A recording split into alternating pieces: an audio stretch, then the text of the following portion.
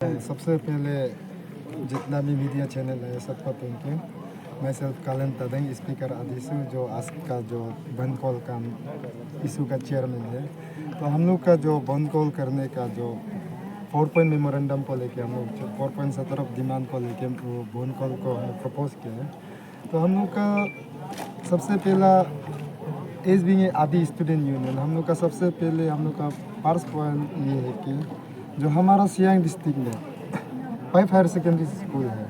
तो 5 higher secondary school को हर school को बोलेंग से लेके higher secondary school Boleng, higher secondary school Pangin, higher secondary school Rumgong, higher secondary school Pessing, higher secondary school Kaying. तो उसमें पब्लिक ऐसा एनक्रोचमेंट करके रखा है, मतलब कुछ भी क्योंकि ज़मीन तो कोई एनलार्जमेंट नहीं होगा, स्कूल तो बनेगा। अभी मान के चले गवर्नमेंट हायर सेकेंडरी स्कूल पेसिंग में साइंस स्ट्रीम नहीं है, एक ना एक दिन तो आना है।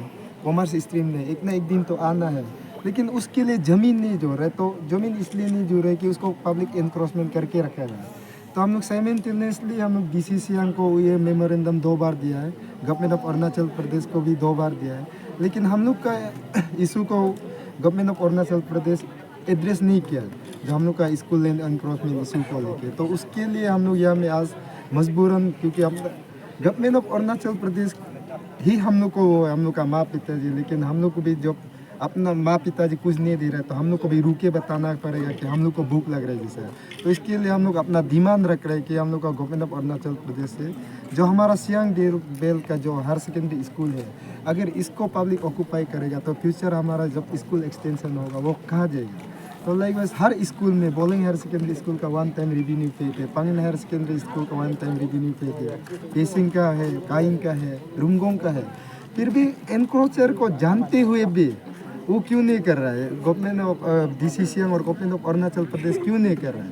तो जहाँ पे हम लोग बोलिंग में आके देखा है, तो आप जस्ट इमेजिन करो, जो हम लोग का अभी सियांग डिस्ट्रिक्ट का जेडपीसी जो हमारा सियांग डिस्ट्रिक्ट का जेडपीएम का चेयरपर्सन है, वैसे आदमी यहाँ में आके बोलिंग में ज़मीन गवर्नमेंट लैंड को ऑक्यूपाई कर रहा है, स्कूल लैंड को ऑक्यूपाई कर रहा है। तो आप जस्ट इमेजिन करो तो हमारा सियांग डिस्ट्रिक्ट का फ्यूचर क्या है। जो हमारा जो स्कूल का एनक्रोचमेंट को लेके जो आवाज़ उठाना चाहिए था, जो हमारा इलेक्टेड जेडपीसी है, वो खुद ऑक्यूपाई कर रहा है, तो हमारा फ्यूचर क्या है। तो उसके लिए हम government of Arunachal DC Siang office में इतना दर नॉक किया, डीडीएससी का ऑफिस में इतना नॉक किया, उसके बाद गवर्नमेंट ऑफ अरुणाचल प्रदेश में नॉक किया, फिर भी नहीं सुन रहे। तो इसके लिए हम लोग democratic first phase of democratic movement हम लोग 12 आवर का बंद को प्रपोज किया। तो अपर सियांग सुनने को आया कि अपर सियांग का अपडेट क्या होती होगी सर? हमने सुना है कि आप लोगों ने दोनों डिस्ट्रिक्ट को बंद किया है। तो ये अपर सियांग का अपडेट भी जैसे बोलिंग में चल रहे हुए भी ऐसे ही उधर भी चल रहा है। तो अपर सियांग में भी ये सिर्फ नहीं कि अपर सियांग बोल के सिर्फ यिंगक्योंग बंद नहीं हो रहा है, गेकू बंद हो रहा है, मारियांग बंद हो रहा है, तुतिंग बंद हो रहा है, जितना एडीसी हेडक्वार्टर है, जितना सीओ हेडक्वार्टर है, सब में बंद हो रहा है। लाइक सियांग में भी एडीसी काइंग में हो रहा है, एसी काइंग में हो रहा है, एडीसी रुमगोंग में हो रहा है, एडीसी पांगिन में हो रहा है, फिर सीओ केबांग में हो रहा है, सीओ रोक्टुंग में हो रहा है, फिर ये सीओ पेसिंग में चल रहा है। तो जो हम लोग का आज का जितना बंद कॉल है, तो अभी तक सक्सेसफुल रहा है, लेकिन अभी तो कोई अनटूवर्ड इंसिडेंट तो नहीं। और हम लोग ये कभी नहीं चाहिएगा कि ऐसे स्टूडेंट कम्युनिटी और स्टूडेंट लीडर को भी कुछ अनटूवर्ड इंसिडेंट हो।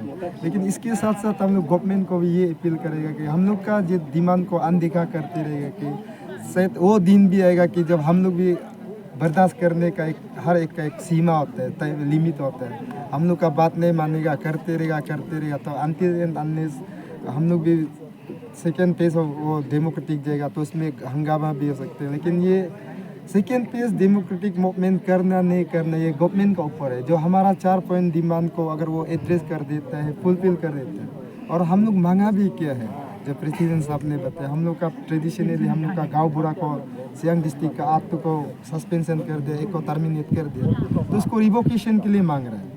तो उसका पैरामिलिट्री फोर्सेस तो जरूरी ही नहीं है हमारा सियांग डिस्ट्रिक्ट में। अरुणाचल का कहीं भी उसमें देख लीजिए, सबसे पीसफुल स्टेट तो सियांग और अपर सियांग है।